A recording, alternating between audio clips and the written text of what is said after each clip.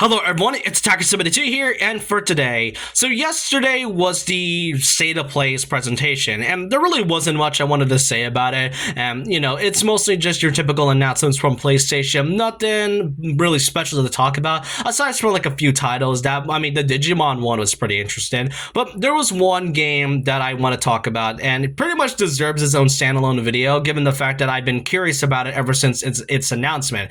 That being the upcoming racing title for the Sonic franchise, Sonic Racing CrossWorlds. That's right, the next iteration and installment of the Sonic Racing series is now finally revealed. And from yesterday's presentation, it was shown very briefly during the Sonic Race during the Game Awards last year, and honestly, the fact that it only showed 15 to 20 seconds felt like such a tease. Thankfully, we didn't have to wait that long, as yesterday's presentation now gives us a lot to go over. And just from this announcement trailer alone, there was a lot to go over when it comes to this small, big announcement of the upcoming title. Now, the last time we had a Sonic Racing game was like Sonic Racing from 2019, Team Sonic Racing to be exact. And the game is decent at best, but it definitely misses a lot of points from basically removing the roster of what made the past Sonic titles so great, like, the crossover ones. They also got the story, which is just okay at best.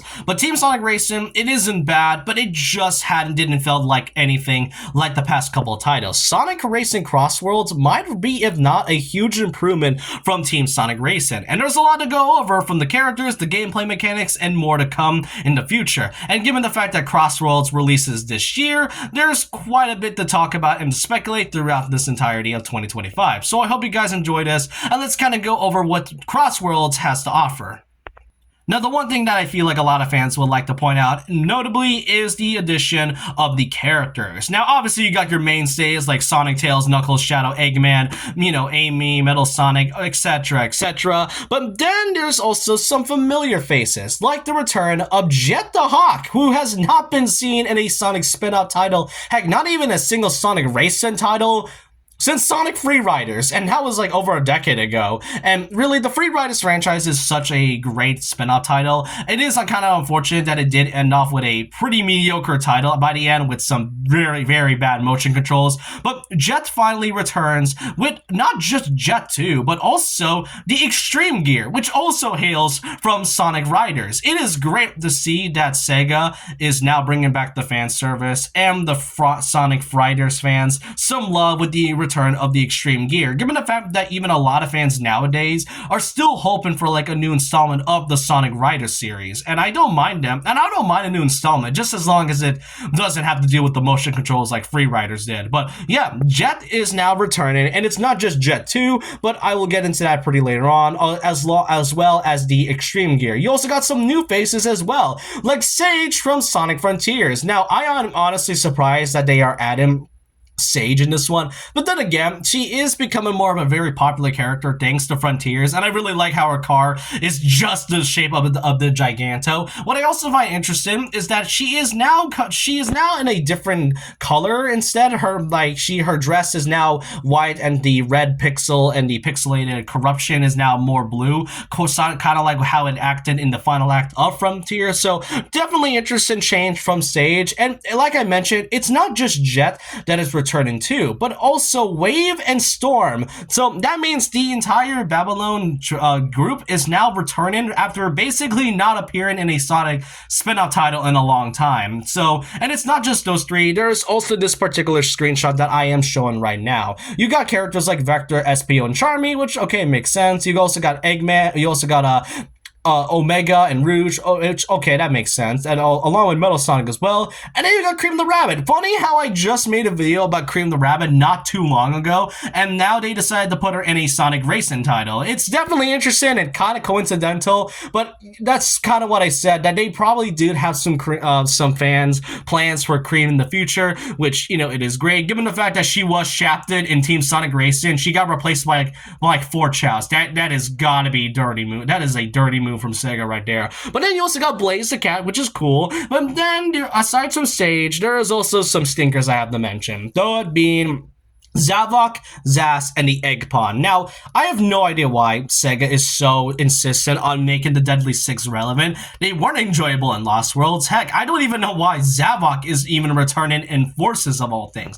He isn't really much of a good villain. And unless you read the comics, which, I mean, come on, why would you read external media when you could just rather play the games? Otherwise, Zavok and Zas just feels like a really, really odd choice to put in. And I know Zavok was in Team Sonic Racing, but I just don't know why Sega is so insistent on making the Deadly Six relevant at this point. And you bet that when at some point they're going to be adding a third Deadly Six member, I bet that it's going to be Xena, given the fact that she was in the Sonic Forces mobile game. But otherwise, I have no idea why they're so insistent on that. And there's also Egg Pawn, which, you know, I am not mad at Egg Pawn is in this one, because, you know, if Egg Robo was going to be a playable character in Sonic R, I don't really see the reason why an Egg Pawn is going to be in this one. But I am surprised that unlike Jet the Hawk or even like, you know, Sage up here, I am surprised they chose a minion character of all things. That's like if they decided to add a Goomba in Mario Kart, which Nintendo, I hope you do that. But really, Egg Robo, not too bad. It's definitely one of the more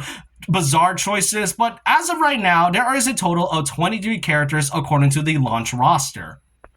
Now, that's kind of the thing, because according to an article that was posted right after the announcement of CrossWorlds, CrossWorlds will not only be including iconic characters from the Sonic franchise, but apparently they mentioned the Sega universes as well. So does that mean we are going to be getting back the crossover element that made the Sonic franchise, the Sonic Racing games so great? That means we haven't had a genuine crossover with Sonic titles since Transform. And, you know, if that's the case, I do hope they added characters like Joker from Persona 5 or Kuryu from Yakuza. Who knows? The possibilities are endless. It's not been fully confirmed whether that's the case. I mean, they could probably mean something else, but this is a likely implication.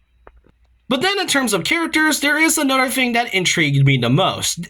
According to the Digital Deluxe Edition, which yes, I know, Sega and Sonic Team is back at it again with the Digital Deluxe Edition. It's pretty much a trend with these games at this point. It's not new, but really Digital Deluxe Editions feature these things, such as the base game, obviously, a DLC Season Pass, meaning there's going to be more characters on the way, but then there's the one below it, that being Sonic Prime playable characters. That right there, I find really interesting because, I mean, Sonic Prime in general is pretty much seen as like the Mickey Mouse clubhouse of the Sonic franchise, and I mean, I don't blame them. I don't really hate Sonic Prime. I just kind of think it had some potential to be good, which I know it's a kid's show. I don't really expect much from a kid's show, but they could have at least find something to make it interesting. All they did was kind of make it basic, and that's about it. And what I also kind of want to point out is that the logo for CrossWorlds feels pretty similar to the logo of Sonic Prime. I'm not sure if it was just me, it might be just this weird coincidence, but seeing a playable Sonic Prime characters in this one makes me kind of wonder on who they're going to add. I mean, the ones that I could really see likely being included are characters like Nine, Rusty Rose, maybe Knuckles the Dread, and probably Chaos Sonic, but otherwise, I don't know what they're going to be pulling off from Sonic Prime if they're going to be making them playable. But not just that, aside from the Sonic Prime playable characters, they even mentioned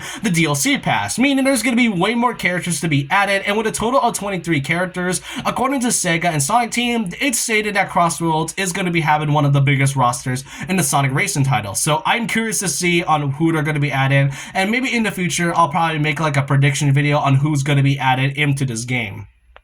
Now we have to talk about the gameplay portion of this, as aside from it being a racing game, it has a lot of elements that takes from the mix of Transform and Team Sonic Racing. According to the game's website, it says featuring the largest roster of Sonic Racing games with 23 races at launch and a ton more on the way. More tracks than ever before, race across 24 main tracks and use travel rings to transport to across 15 cross worlds. Dominate your opponents with 23 different power-up items, including returning favorites and all new items like the monster truck. So I think that's what Shadow was using. I don't think that's part of a card. It's just that it being a confirmed item makes more sense. Choose from 45 original vehicles, including extreme gear boards, mix and match characters, and vehicles to find the perfect combo. So yeah, as I mentioned, they are bringing back the extreme gear, but how exactly are they going to make this work?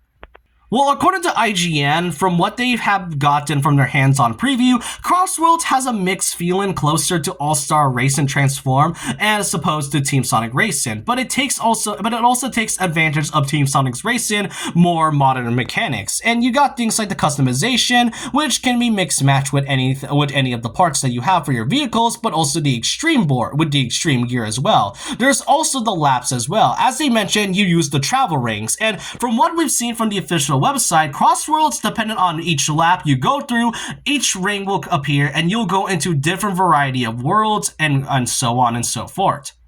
And then there's also like this gadget system, which I'm not sure how this is gonna work with these tickets that are shown in the like above. But otherwise, this is something that I'm pretty curious about in terms of gameplay. So in a way, it has transforms mechanics where you can kind of customize things, but also has Team Sonic Racing's mechanics where while you aren't really on a team anymore, you can still customize your carts and to add some more abilities with it to make some more mix and match options. And then there are the stages, by far the most interesting one I have to talk about, because in terms of the courses and stages alone, there are some that are pretty familiar and are new. One of those familiar ones were two stages that comes from Sonic and the Secret Rings, that being Dido Jungle and also Pirate Storm. I am surprised that two of these stages that comes from Secret Rings are even in this game. And it's not just that, you also got Radical Highway, which is shown pretty briefly in the screenshot, and then Metal Harbor, and last but not least, Ocean View. Yes, that's right, we're back to another Ocean View.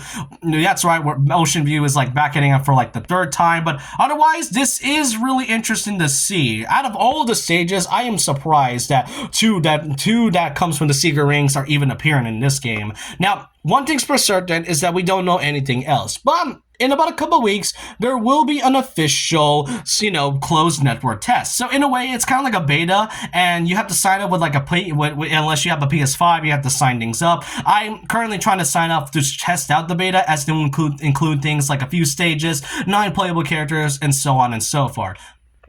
But yeah, Sonic Racing CrossWorlds seems to be really promising. It's only just an announcement, but just from the trailer itself, it has a lot to go over when it comes to its characters, stages, and mechanics. I'm pretty interested to see what Sega has in store for this game, and given that it will be releasing in 2025, I can't wait to buy this. It will be available for PlayStation, Xbox, and I think the Nintendo Switch. I'm pretty sure it's also going to be included in the Nintendo Switch 2 as well when it releases, but otherwise, I hope you guys enjoyed this, and let me know your thoughts and opinions down below of what you think of this upcoming Sonic Racing title. Are you guys interested in getting this, or do you need more information in order to be more peek into this new installment? Let me know your thoughts and opinions down below about this. And so with that, leave a like, comment, subscribe, hit the notification bell for more videos, follow me on Twitter, and I'll see you guys next time. And remember this, once a legend, always a legend.